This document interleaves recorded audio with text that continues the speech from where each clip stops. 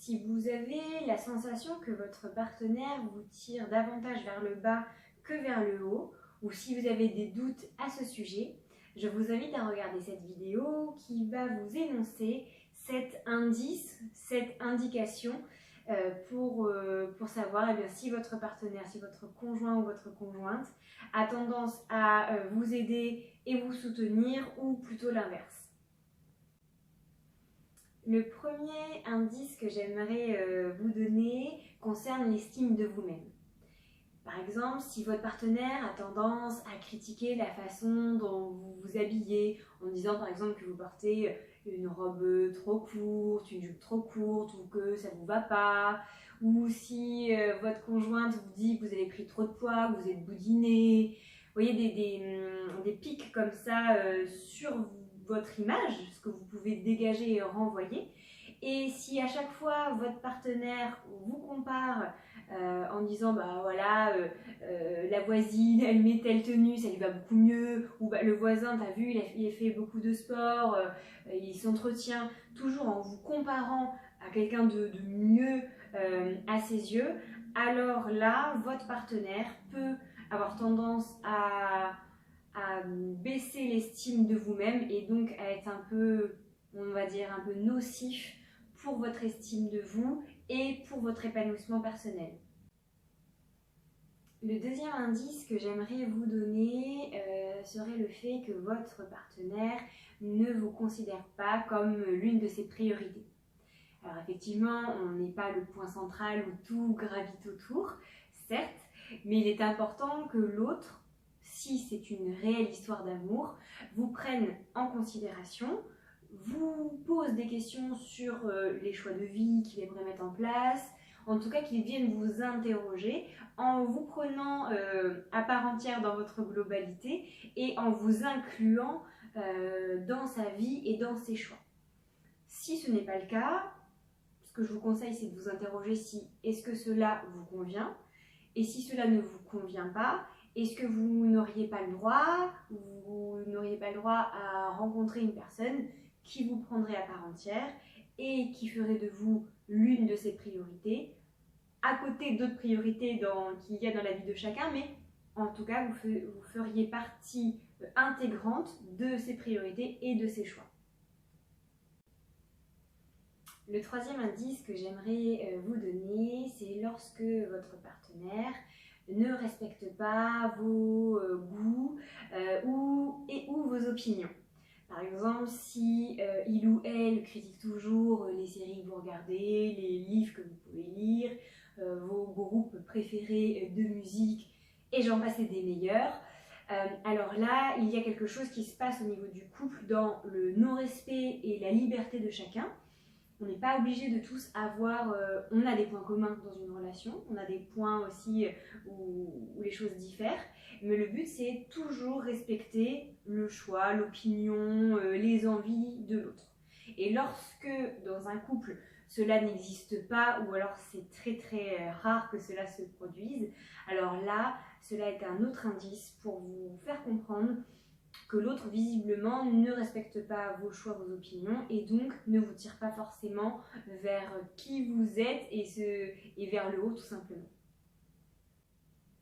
Le quatrième indice que j'aimerais vous donner serait le fait que votre partenaire aurait tendance à souvent flirter avec d'autres. Flirter avec une amie ou un ami, le voisin, la voisine, la serveuse, le serveur, vous les mettez au féminin comme au masculin à chaque fois, mais en tout cas le fait que votre conjoint ou votre conjointe ne peut pas s'empêcher de toujours jouer un peu avec ses limites, ce flirt, cette séduction permanente. Ça aussi c'est un indicateur très important à reconnaître parce que ça peut montrer que l'autre ne vous prend pas à part entière dans la relation et en tout cas il y a un manque de respect qui s'instaure et donc forcément cela va entraver votre estime de vous-même et donc forcément ne pas vous tirer vers le haut. Le cinquième indice que j'aimerais vous communiquer serait le fait que votre conjoint ou votre conjointe est rarement là auprès de vous quand vous en avez besoin. Donc je m'explique. dans une relation, on a tous besoin et on recherche même l'amour, la complicité, l'amitié, l'affection, la sexualité, l'écoute. Voilà, toutes ces belles qualités que l'on recherche lorsque on souhaite tomber amoureux et lorsqu'on devient amoureux. Mais dans certaines relations, eh bien, le ou la partenaire n'est pas réellement disponible pour aider l'autre. Je ne dis pas qu'il faut être omniprésent parce que l'autre n'est pas là pour ça, mais en tout cas, quand votre compagne ou votre compagnon vit des choses pas faciles, qu'il a besoin, il ou elle a besoin de soutien, et que l'autre en face est rarement là dans ces cas-là, pour vous soutenir ou ne serait-ce que juste pour vous écouter, parce que des fois on a juste besoin d'être écouté, on ne cherche pas des solutions ou des miracles, les faits sont les faits et on vit ce qu'on a à vivre, mais quand l'autre n'est même pas là pour entendre et vous soutenir, là aussi c'est un indicateur qui me semble quand même assez par moments flagrant, et en même temps des fois quand on n'a pas le recul nécessaire, eh bien, on ne le voit pas forcément. Et quand on prend le temps de faire une pause sur notre relation, hop, on se met un petit peu en arrière, et qu'on remarque que notre compagne ou que notre compagnon, eh bien, entre guillemets, ne joue pas ce rôle, alors là, vous pouvez vous questionner sur la bienveillance de l'autre auprès de vous. Le 6e indice que j'aimerais vous communiquer serait le fait que votre partenaire, il ou elle, ne vous fasse pas de démonstration d'affection. Le fait que l'autre, alors effectivement chacun peut être pudique, chacun a son éducation, chacun a son droit de réserve et on est tous différents dans les marques d'affection. Mais en attendant, en fait, la vraie question c'est, voilà, vous en tant que personne, qu'est-ce que vous aimeriez comme marque d'affection? Et est-ce qu'au moins quelques-unes d'entre elles sont présentes? Alors les affections, les marques d'affection, ça peut être tout et n'importe quoi, hein. Ça peut être juste des petits messages en disant que vous pensez à lui ou à elle, enfin que la personne vous envoie ça.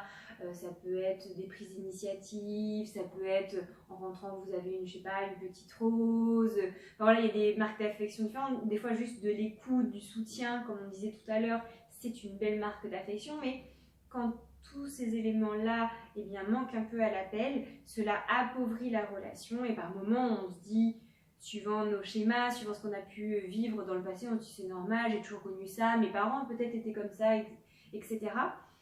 Mais au fond de vous-même, vous sentez qu'il y a quand même quelque chose qui vous manque, il y a quand même quelque chose qui, en tout cas, ne résonne pas en vous. Et donc là, je vous invite une fois de plus à vous interroger sur vous-même, qu'est-ce que vous voulez, qu'est-ce que vous aimeriez. Et même si l'autre a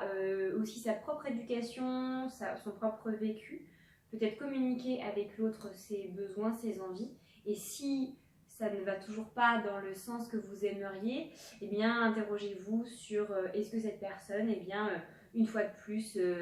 vous guide vers le haut, ou est-ce qu'elle aurait plutôt tendance à faire le chemin dans le sens contraire.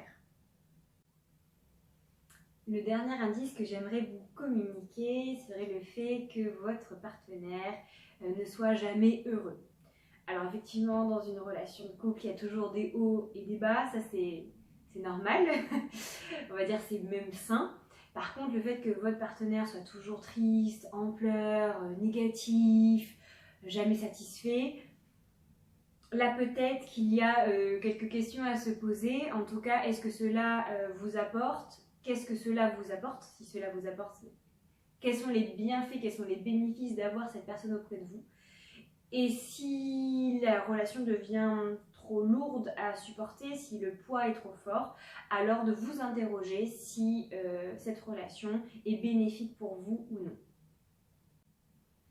J'ai beaucoup de patients qui me demandent des fois, et bien du coup, que faire une fois que j'ai compris que mon partenaire ou que ma partenaire ne me valorisait pas. J'ai envie de vous dire qu'on ne peut pas changer les autres, on ne peut pas les forcer à être ce qu'ils ne sont pas ou ce qu'ils n'ont pas envie de changer en eux. Par contre, on peut faire le choix de la relation qu'on a envie d'avoir auprès de nous, de faire le choix de se connaître peut-être plus davantage sur qui nous sommes, les représentations des couples qu'il y a autour de nous, le modèle parental, etc. Et toutes ces questions vont vous permettre de trier un petit peu les grandes lignes des relations que vous voulez maintenant, ce que vous ne voulez plus, et peut-être prendre conscience que la personne qui vous accompagne au jour d'aujourd'hui auprès de vous, dans votre relation amoureuse, eh bien, n'est peut-être pas faite pour vous, et que vous méritez davantage, tout comme cette personne eh bien, mérite une autre personne également. Ça va un peu dans les deux sens. Mais si j'avais un conseil à vous donner, c'est peut-être de faire un travail sur vous-même, de vous questionner, de reprendre tous ces petits indices-là et de voir eh bien, la proportion qu'ils peuvent prendre dans votre relation amoureuse. Et de là, eh bien, peut-être aller voir aussi un thérapeute de couple si vous en ressentez le besoin pour vous aider à faire un peu le tri et à voir eh bien, qu'est-ce qui vous correspond à vous réellement et qu'est-ce que vous avez grosso modo envie de mettre un peu à la poubelle pour vivre une relation beaucoup plus épanouie et épanouissante.